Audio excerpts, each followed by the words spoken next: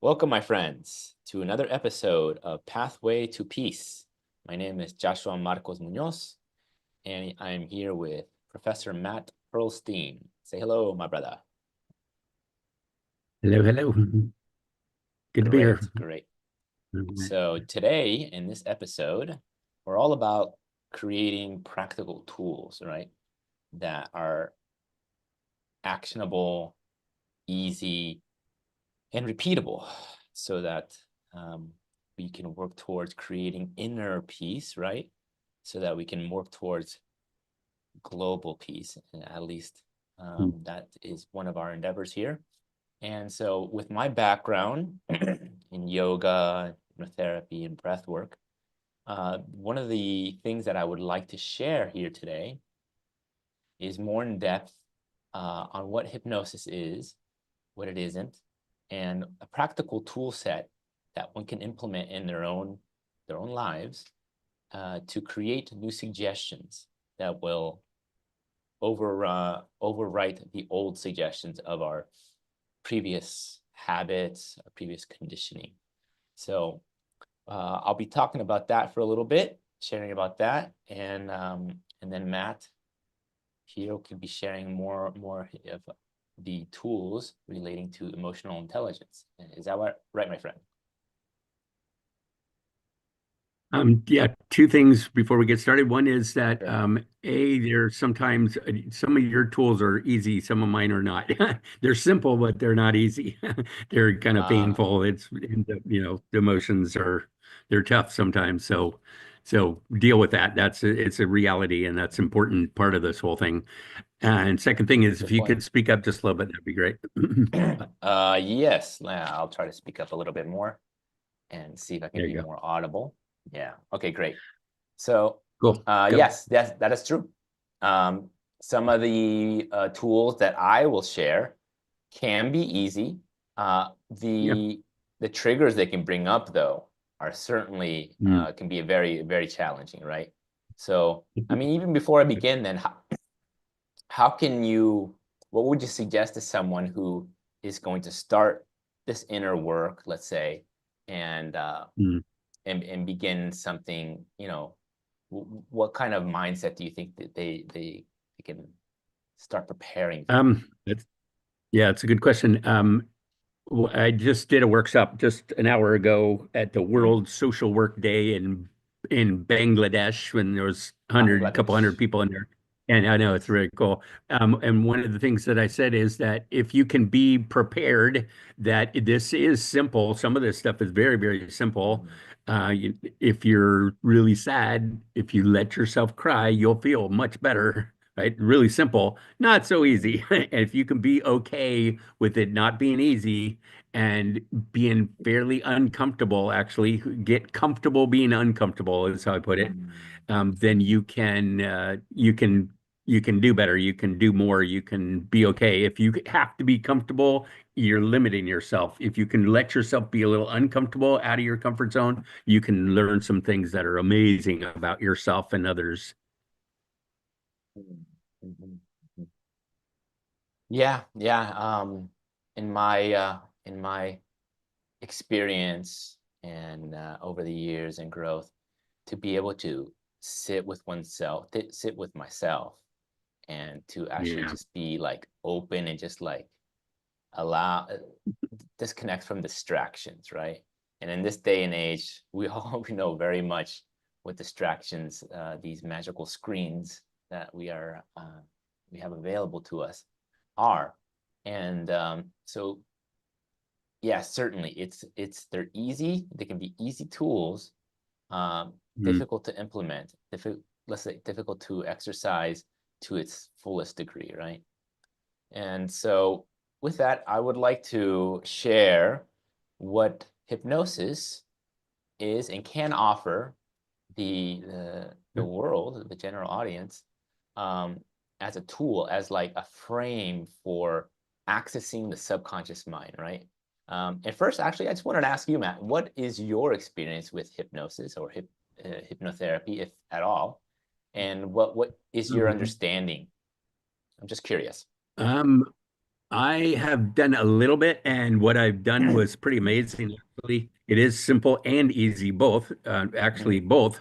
So if you want to skip through going through the actual emotions, you can. There's ways of skipping them, and hypnosis is one of the ways. So you It, could it make doesn't, it easier on yourself by doing that.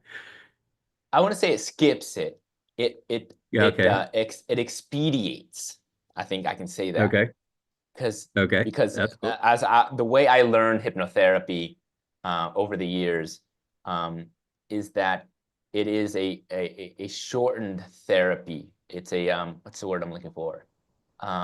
It's like expedited, because we're going to the root of the emotions of the subconscious mind, right? And so when you get there, Mm. you have to deal with what's there, right? And then so the emotions, the emotive body, it comes up and it gets expressed, right? And so it's easy in the sense that there's less effort because in combination with a trained hypnotherapist, he or she becomes your co-pilot, your conscious co-pilot to traverse the inner realm of your subconscious mind. And I'll start off with Mm. that. The subconscious mind is the seat of our emotions, seat of our imagination, of our memory, everything we've ever experienced from the day we were born to even memories in the womb are all stored in the subconscious. All of our emotions, our emotive body is in the subconscious mind. And so we speak about this. There's a conscious mind, there's a subconscious mind. And all it is kind of that aspect of our mm, awareness, sub awareness, that deals with nonverbal, symbolic meaning.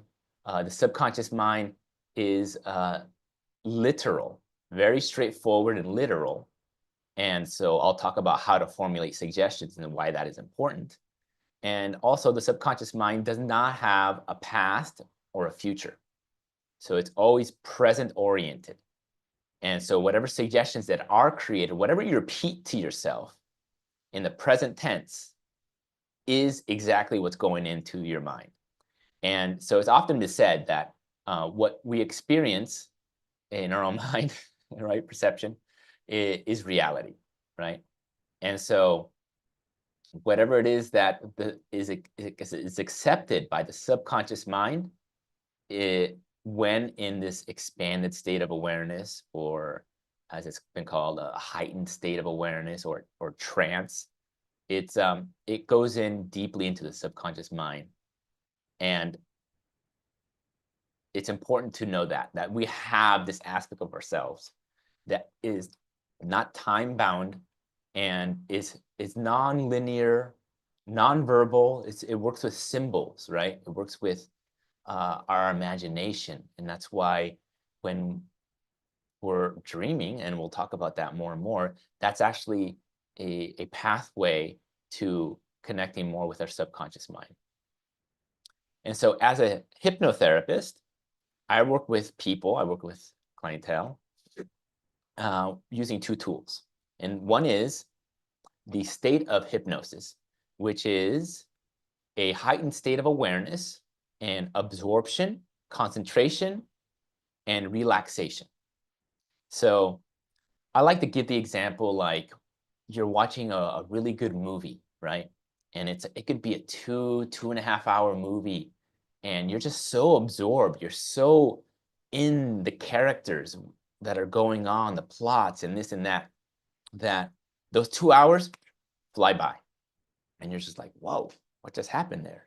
How did that happen? So we get into what's called a hypnagogic state of mind, or of awareness, when we're very absorbed, very relaxed. And it's also been framed in neuroscience by brainwaves. So there are different levels or frequencies. And so the conscious critical factor of our mind, which is right now, you and I speaking, we're in beta. So that is about 15, 20, 30, 40 hertz and above. And in that beta state of brain waves, as it's called, we're using our conscious critical factor of our mind. So our identity, our ego, our logic, our reasoning, right? Our left brain, as it's called. There's another connection with the subconscious mind and the right brain as well. And so when we're speaking of the subconscious mind, the main tool is basically learning what the state of hypnosis feels like. And this is what I first help engage people to understand. And it's, let's talk about what it's not either. And it is not like mind control. You're actually conscious the whole time. And in fact, maybe even more conscious and more acutely aware of what's going on because you're relaxed and you're absorbed and you're focused. And so you never lose consciousness. It's not something that, in fact, I do to someone, but it's something that I do with someone. And so it's actually a tool that I help the person do with it. So then I become a facilitator in that sense. It's not something that I do, right? So it's very much like that. And the second tool that I want to mention is suggestion, which is my words, the very phrases that I work with. And in doing so, what I do is I create a certain way of saying certain things in a certain way that will help reprogram the subconscious programming, or let's say conditioning from the past, and replace it with a new program or new suggestion, right? So new set of phrases and words. And so, I mean, have you heard or seen of any other misconceptions with hypnosis, Matt? Have I seen any what Have you heard before? or of have you heard or of understood of hypnosis in any other way, any other misconception, like something that's The controlling? circus stuff. Uh-huh, Yeah. yeah, the circus Right. stuff. Yeah. Yeah. I can get you to bark like a dog, jump on one foot. Oh. Yeah. That stuff. And That's you all don't even stage know you're doing it. hypnosis. That's all stage Yeah. hypnosis. And the thing with stage hypnosis is that, you see, even before we get on stage, when we're with a group of people, we're preconditioned to think that getting on a stage means doing that. That makes sense? Yeah. That's So going to a yeah, group hypnosis. and an audience and then going up to the stage. And so there are expectations already because stage hypnotists have trained the public to think about hypnosis as going up on stage and doing goofy things. And so the people are already have that concept in their mind, right? And so we can talk about suggestibility as well. And Hmm. about 20% of the population is highly suggestible.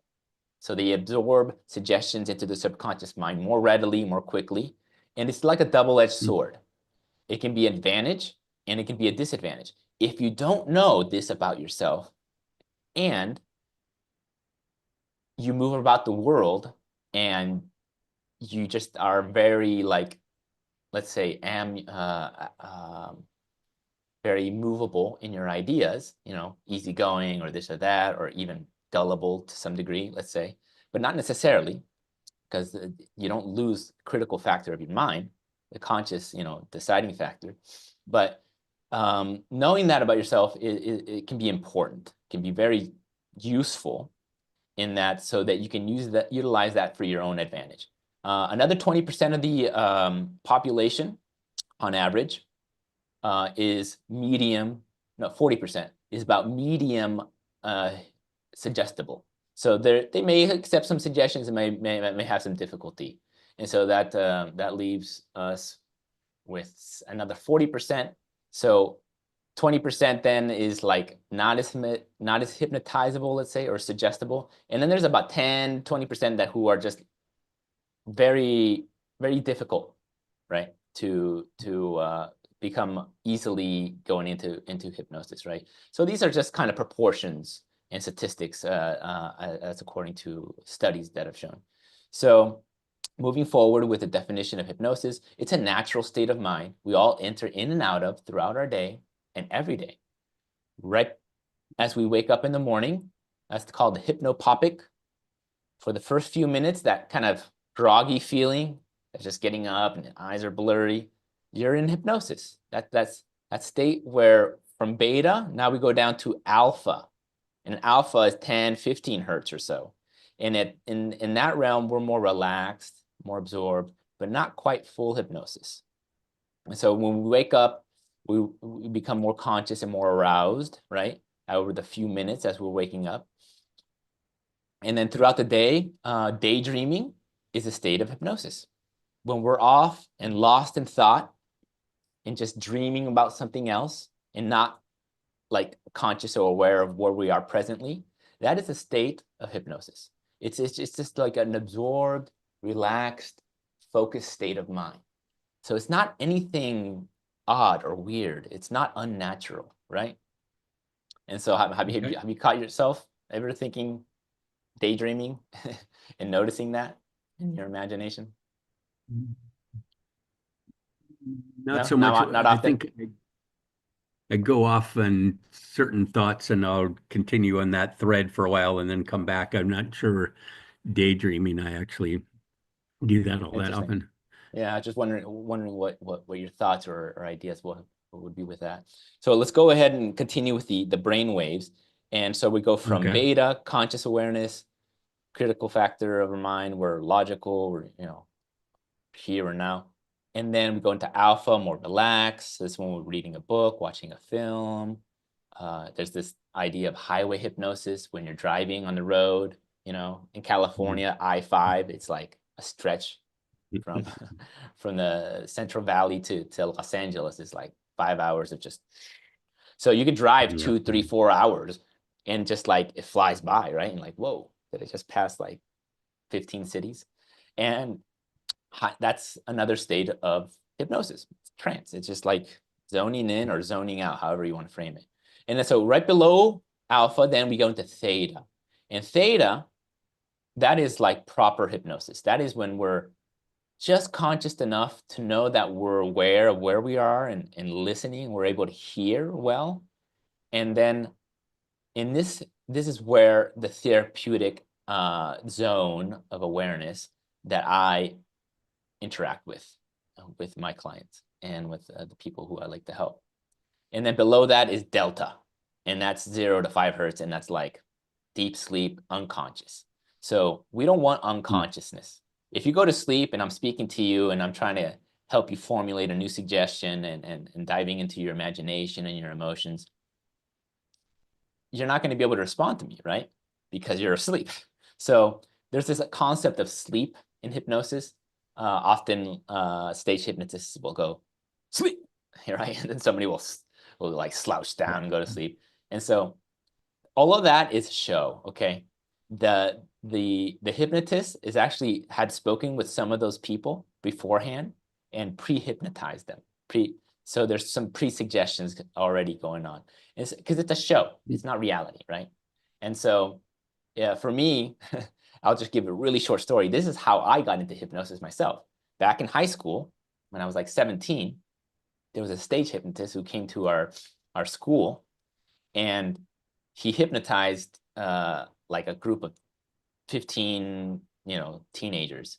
And I Mm. very acutely observed this stage hypnotist, the way he said things, what he said, and the tone, the everything, right? Body language. And I'm like, I analyzed that and I'm like, you know what? That's super cool. I'm going to try that. So that very same day, I go home and I have 3 younger sisters. So the eldest sister, I'm like, you know what? Let's do this hypnosis thing. You just kind of lay down in the bed and I'm just going to count down from 10 to 1 over and over and over and just say you're relaxed. And we're just going to test this. And she's like, okay, let's try it out. So in short, Mm. I basically got her to, I hypnotized her and I suggested to her so many little things, like she'd forget her name and like not able to see something or forget something, forget how to say her name or something like that. And then I was convinced that, she was in hypnosis. This is very interesting. I was 17 at the time. And then so I kind of took advantage of this situation. And the next day I hypnotized her again and I got an onion. Okay. Big red onion. And I told her, this is the biggest, most luscious, delicious apple you've ever had in your life. And then She went ahead and just bit into it, like just salivating, just like Mm. biting it. And I was like cracking up and I couldn't believe it. I couldn't believe it. So I got my dad to come over and it's like, hey, look, check this out. I hypnotized my sister and I got her to bite into an onion. And so anyways, in short, my sister was like, oh no, I chose to do that. It's like, yes, you did. Because yeah, I was suggesting it to you and it was fun. It was like, so she didn't even taste the onion. It tasted like an apple to her, right? Oh, So the really? whole situation, Really? yeah, Wow. the whole way we perceive things is actually very, very interesting. And the study of consciousness, we can talk about that in another episode. And so Mm. let me just start winding down now what hypnosis is and isn't. And so this state of mind, this state of awareness, is can be very, very useful if you know when you're in it, right? So then you can speak to yourself and allow these new ideas that you want to replace the old ones. And so suggestion is my tool, right? In the state of hypnosis. And I utilize the imagination. I use like an inner garden and a pathway that leads to different parts of the garden, and that represents the mind. So we initially create a really beautiful, comfortable space that's inward, right? It's an inside space, right? So as I'm speaking with someone, I'm just creating suggestions, creating visualizations, and the client then goes deep into that and they create their own inner garden, which will be the beginning spot for all work from there on. And they can go to that inner garden whenever they need, whenever they want. And so this is what I want to suggest to our viewers, that learn to lay down and then progressively relax every one of your body parts. So one simple practice is to just start from the top of your head and then say, I'm relaxing my head, my forehead, my ears, my jaw, my neck, my shoulders. I relax my back, chest, and all the Mm. way down the body. And you just visualize like a soothing blanket of warm mist, flowing Mm. through you, and then count down from 10 down to 1. And with every number, you feel yourself getting more comfortable, more and more relaxed, more and more at peace. Mm. And just doing this over and over, you can get into a really nice, relaxed state of mind. And you can have like some soft music in the background, create the ambiance for yourself. And so what I want to really speak to is this tool of suggestion and what one repeats to oneself in this special state of awareness can be very, very powerful tool. And in one sense, easy, right? Or simple Mm. and easy, but then also not so easy, because if in the state of mind you're kind of like drifting into sleep and kind of on the edge of sleeping. And so if you fall asleep naturally, then you're not going to be able to speak to yourself, right? So that's why a hypnotherapist will help one in that space. And so creating an inner garden by progressively relaxing your body, and then having a pre-written suggestion, something you want to change about yourself, like the self-image is a big one, right? I work with a lot of young men who just trying to figure out things in their life, right? Help them as a life purpose coach. And so they one suggestion could just be simply, I am fit, strong, and healthy. I am fit, strong, and healthy. And there's an image of themselves looking that way. And then you project into the future. This is how I am feeling now and how I will feel in the future. Fit, healthy, strong. Fit, Mm. healthy, and strong. Let's say that. And so these 3 words, these power words, I like to call them, you just use in repetition. We're using repetition because there's different ways of getting to the subconscious mind. Repetition through authority figures or through strong emotive episodes. These Mm. within those contexts, suggestions go into the subconscious mind more easily, more directly. And so you can write these 3 words down, and then as you go into a relaxed state of mind, into self-hypnosis, right? All hypnosis is self-hypnosis. You can repeat these words to yourself while seeing yourself fit, able, and strong, something like that, right? Whatever three words you choose. And so repeating that over and over until perhaps you naturally go to sleep. So you can do this before bed, or just as you wake up, remember those three words and start repeating them to yourself. And that'll start beginning to turn the cogs towards your subconscious mind's ability to relate to how you have perceived yourself and how you want to now start to change that and perceive yourself differently.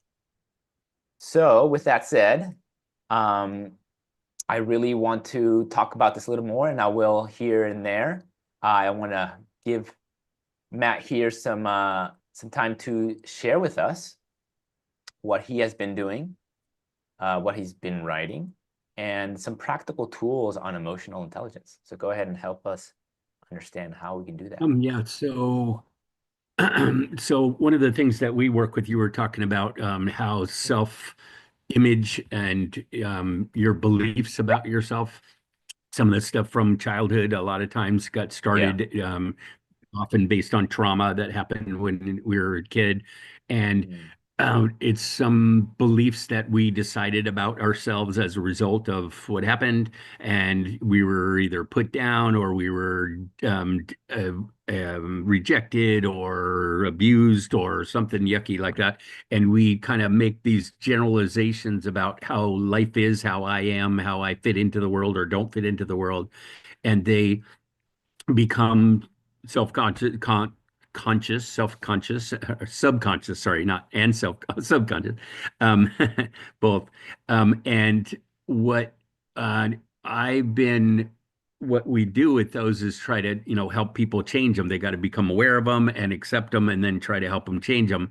And so I think using hypnosis and what you're talking about would be incredibly effective in that department. And so I think it's really helpful, like you said, to come up with a initial predefined goal of what do you want to believe? What do you believe and what would you like to believe is the way we put it. We call them belief systems, but what do you believe about yourself? Like, I don't fit in or I'm less than or I'm no good kind of stuff. And what would you like to believe? And then using the hypnosis to go from here to there. That in when we work with people's emotions, we often will work with belief systems. I don't know if you use that term or not, but belief Yeah, I systems like are it. kind of generalized thoughts that we've had, often started from traumatic events that happened to us as a small child. And something happened and it kind of rocked our world. It doesn't really matter what the details were, if it was horrific event or one lady, her belief system changed about her life. She dropped her pencil. That's it. That was the actual event is she dropped her pencil. But kids laughed at her, and then stuff happened after that, and it got really bad. And so, but the event was almost meaningless as opposed to like a violence or an accident or a violation or something, something like that. Anyway, those generalized belief systems that we end up starting to carry through our lives um, and keep them, and they are unconsciously and subconsciously underneath every single thing we do all day long, and we don't even know it is a bad thing. So, what the good thing is that if you can, through hypnosis, if you can change some of those, you can make some amazing changes in people by changing their belief systems because Yes, they're what yes. show off. Yeah, belief systems are just suggestions. They're really, really Yeah, deeply embedded suggestions. And so yeah. that's all they are. The subconscious mind is just full of these programs, full of suggestions, full of ideas, full of habits, full of these belief systems that we've taken for granted. And something I may add too is that when we first experience an emotion at an early age, in whatever context that we first felt that emotion, is Yeah. imprinted into our subconscious mind so deeply No. that every time, practically speaking, when we feel it as an adult, we revert to that way we felt it the first time, even subconsciously. So that's something to Mhm. think about. And we can change that. And we can what that? And we can change that. We can change that suggestion Change no it. matter There you how go. their neuroplasticity of being able to create new suggestions and think new ways and create new neural pathways, right, is possible Yeah. at any age by anybody, and you know, and at any That's really time. cool. That's really cool. I don't think most people know that that's possible. I No, don't they think don't they believe that. even know the concept, but Yeah, people have belief systems, whether you like it or not, and whether you know it or that's right. not, they're That's happening right. and they're running the show often. And if you can become aware of them and figure out what they are, and often, find out what the negative ones are that are messing you up or limiting you or whatever, and you can change them through hypnosis. That's awesome. That is super awesome.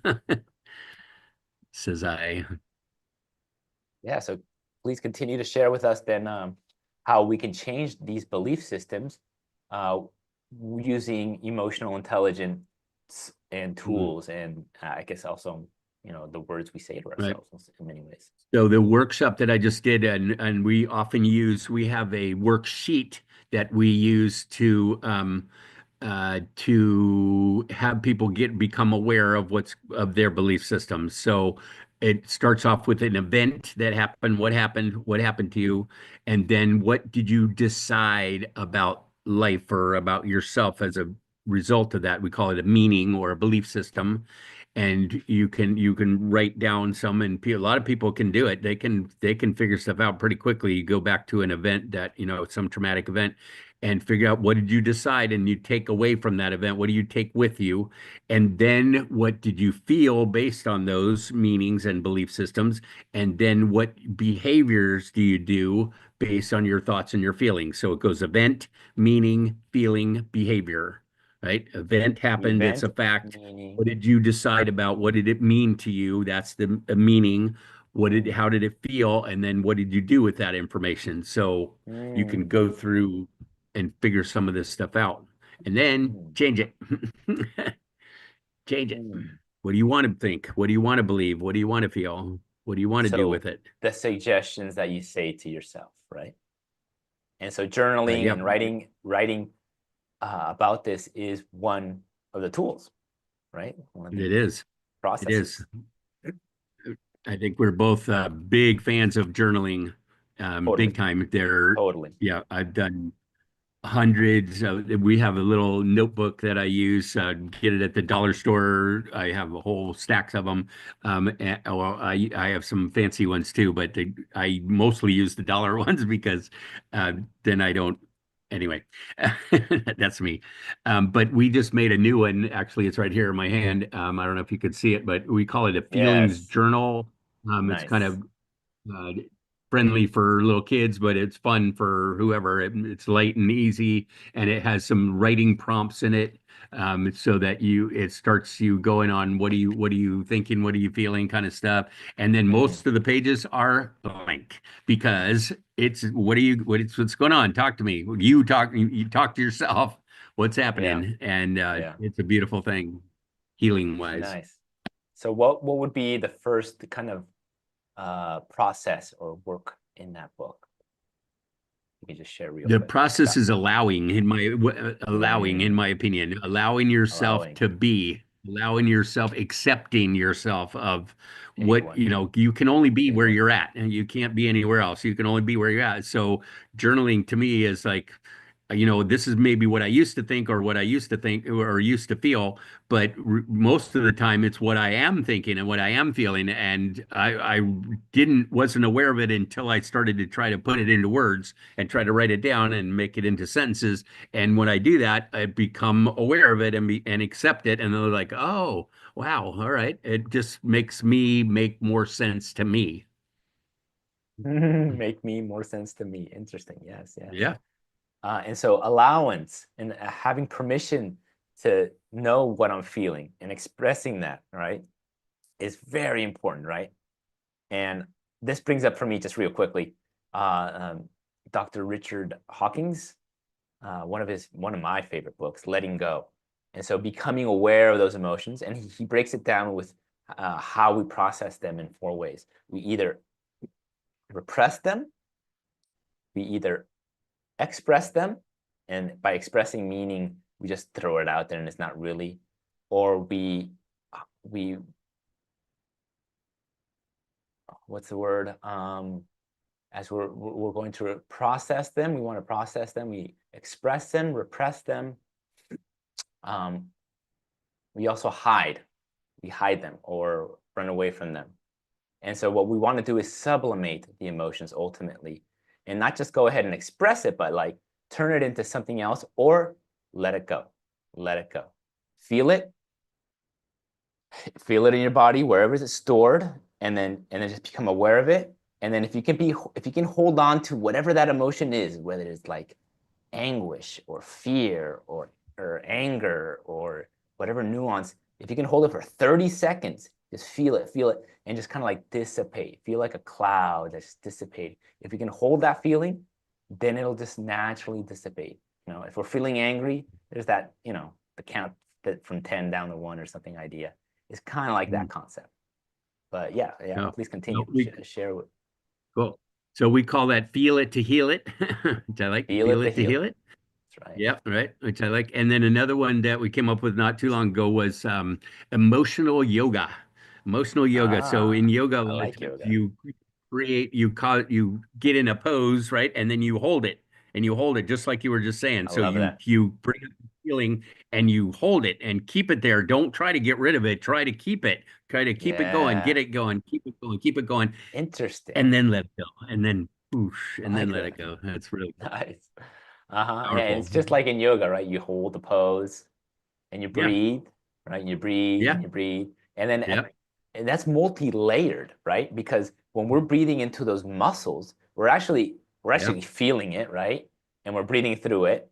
And so that's Hmm. so not only is there a physical like exercise component, which is healthy, but the emotive component, whether we know it not or not, is expressing that emotion, whatever it Mm. is, expression in the body through poses Mm. that are difficult, right? So we put ourselves in difficult positions, just as you were saying earlier, right? It's Mm. simple, but not always easy. Yeah, right. Like yoga.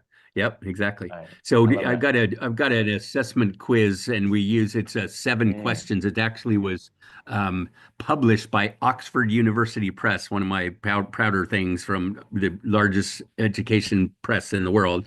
And I even got Mm. $100 for it one time. It was pretty cool. But anyway, the 7 steps are awareness first. We're talking always got to be aware first, then acceptance, then identification. So what is it you're feeling? And then expression. So you don't, really you express it. Then release, right? You got this pain in your Mm. body or you got the feeling, Yeah, whatever it is, you release it. Then you replace it, which most people don't realize that actually takes up room in your body and you can release it out of your body and then replace it with something like a nice sound or a color or or any mm. whatever you want. You fill up Or that tapping, area that was tapping, right? painful. Yeah, tapping. Yeah, another one. And then the last one is rejoice. Rejoice, meaning celebrate, good job, pat yourself on the back, give yourself some That's a positive big one. kudos. That's a Yeah, big so one. it's awareness, acceptance, identification, expression, release, replace, rejoice. What do you Okay. think? And so how would that look like then? Let's say I'm feeling right now just angry for whatever reason Okay. that some Okay. person All right, cut whatever. me off Stop right in there. Stop right traffic. there. Anger. Okay, Uh-huh. anger, right? Stop right there. Yeah, Okay, so yeah. awareness. You're aware. It's anger, right? Well, that's actually Do you step say it three. out But loud you're or what? aware that either way, write it down. Say it out loud. Okay. It doesn't matter. Doesn't really matter. I mean, whatever whatever works for you. So you're aware Okay. of it, right? Correct. And you accept it. Okay, I'm angry. I'm not denying it. I'm not lying to Yeah. myself about it. I'm not hiding it. I'm angry. Somebody just cut me It's off. I'm okay. angry. It's Okay. okay. All Yeah, right. okay. Identification is anger. Is it based on fear? Is it something you're actually afraid of, or is it actually anger? Is it you're upset about something didn't go the way you want, or it's not going the way you want? Identify, yep, that's anger. That's my anger. Okay. Okay. And where is it in your body? Where is it in your body? Where are you carrying it? In your neck, in your back, Identification. in your belly? Where is it in your body? Find it. Mm. So that's part of the identification phase. Then you express it just for a minute. Just let yourself feel it to heal it. Like we said, just let yourself feel. Just Mm. be angry for a minute. It doesn't matter. You don't have to dump on anybody. Just be angry just for a minute and allow it's So there's a difference. Let's allowing. differentiate that from Uh, expression to yeah. we can differentiate between expression and dumping. I think maybe we can call it that. I don't know. That's just the word. Well, that's the next step. Dumping is the next step, is Ah, release it. So you find it in there, okay. let yourself be angry for a second, Uh-huh. and then you go, do you want to keep it? You can keep being angry if you Interesting. want. If you don't want to let go of it, that's fine. If you want to keep being angry, I've had times where I was like, no, I don't ready to get let go of this, or I need it for protection, or I need it to help me be strong, that kind of stuff. So I keep it, but otherwise I would release it. I would let it go out of my body. Sometimes we use neurolinguistic programming to where you kind of imagine it going, like say it's a big rock in your neck, this tight thing. What color is it? What size is it? What shape is it? Is it hard or soft? Is it smooth or bumpy? Was it got spikies on it? A lot of times anger is red or black or with bump, that's right. And it's in my neck and I've got it right here and that kind of thing. And so you really identify it and get in touch with it. Then you go, okay, what do you want to do with it? What do you, if anything, Mm. you want to leave it? Okay. Yeah. But if you want to do Yeah. something with it, you can do something with it. And you can make it softer or make it bigger or make it turn into butterflies or snowflakes or let gravity pour So you out have of a you or whatever you choice. want. Yep, and it's your imagination. You do whatever you want to get to move it wherever you want until it feels better. And Right. then you've got a space, and you can fill that space up with a color or sound or whatever, and Right. ask your higher power, open your top chakra. How much blue you got? How much white is there? How much green is there? We live in the woods, right? How much green we have, and I Mm. need some of that, and I want to fill that space back up, and then rejoice, which is how cool is that? And how much did that cost? Right. And I Right. just my anger. Interesting. It's we call it transforming our negatives into positives. That's the way to do it. 7 Mm. steps. Nice. Nice. Very nice. Yeah, a lot of that has overlapped with in how when we're expressing intense emotions, actually, we go into hypnosis because we go inward as to how we're feeling Mm, and we're less aware of the external world, let's say, right? And so the more intense mm, the emotion, the more in hypnosis we are, actually. mm. So it's very interesting. So Interesting. there's I definitely never thought of it. overlaps. And the neuro-linguistic Cool. programming is just Mm. they're just visualizations, they're just anchor points, they're just releasing of different body parts. All of that is just using the imagination for you. Yeah. And how much For does that cost? Nada. It's you. beautiful. It's magic. It's magic. I think it is kind of Right. magical. So I Yes. explain it a bunch in my book. This is my book. You asked me to share Please. it. That's And I right. think it's the very last page is the I don't know if you could see it, but because it covers my face. But anyway, it's the worksheet I was talking about. The event, meaning, feeling, behavior worksheet is What's on the the title last of page. the book? The book is called, same as our podcast, Pathway to Peace, baby. That's right. This is how That's you get right, to my friend. from emotional intelligence. Big thick thing, but That's it's not very correct. expensive. Nice, nice. Good And stuff. we'll be sharing links to that book, that workbook, right? In It's on and Amazon. it's Yep. on Amazon. You got it. Yep. So 15 bucks. there's there it is. So practical tools to yourself, helping yourself. How to create peace inside and around you with emotional intelligence and positive mental health, That's right. says That's I. right. Awesome. Awesome. So we're going to start wrapping up this podcast, my Yeah. friend. So that's a good introduction, I think, of what hypnotherapy, hypnosis, self-hypnosis, subconscious mind, how to access it, just creating words, creating a structure, and having the ability to allow yourself to know about this, and Mm, it'll help towards just feeling better, having more peace, mm, right? Having more tranquility, more focus, more energy, right? Towards those things that we want to Maybe. do. That's right. That's right. And so we'll close it here Mhm. soon. If you have anything else you want to share, anything ideas, feel it to heal it. Yep. Spin it to win it. Name it to Spin it to tame it. win it. Name it. I love that. Name it to tame it. That's so important. Whatever's coming up, you have to make it present to yourself, right? Yep. And Yep. then Yep. and and then we can speak about how to do that so that is also helpful for the people around you as well. Because we talk about expression, and if Mm. if it's if it's not helpful for others in the manner in which you express it, it could also Hmm. be less helpful, let's say. And so I think Yeah. that's why journaling Damaging. is a Mm. very good suggestion. And a gratitude journal, a progress journal, a 5-minute Mm. morning journal that I like myself are all Mm. things to keep in that. And again, we'll share the link to Professor Matt's book, Pathway to Peace, and we'll close this podcast. Thank you, my friends, for joining us here, and please subscribe to all of the upcoming episodes in according to whatever platform you have. It's going to be on Apple Podcasts, Spotify, all of that good stuff, and we'll catch you on the next one with more practical tools on how to create inner peace in your life and help move and create global peace bit by bit. Right, my friend? Yes. Somebody's got to do Awesome. it. We got to save this damn world. We're a mess. So we got to we got to figure it out. Somebody's And I got to think do it it. starts. Start with yourself. Huh? It's like somebody's got Yeah, to do right. it. Start with You yourself. first. You Right? first. That's right. That's Very right. cool. Dalai Lama said, "World peace begins with inner peace," and inner peace, I'm saying, begins with emotional intelligence. So that's what we're talking about. So, yay, Awesome. Awesome. good, All make it right. happen. All right. Until next time, my friends. See ya. Bye. Thanks for joining. Right on.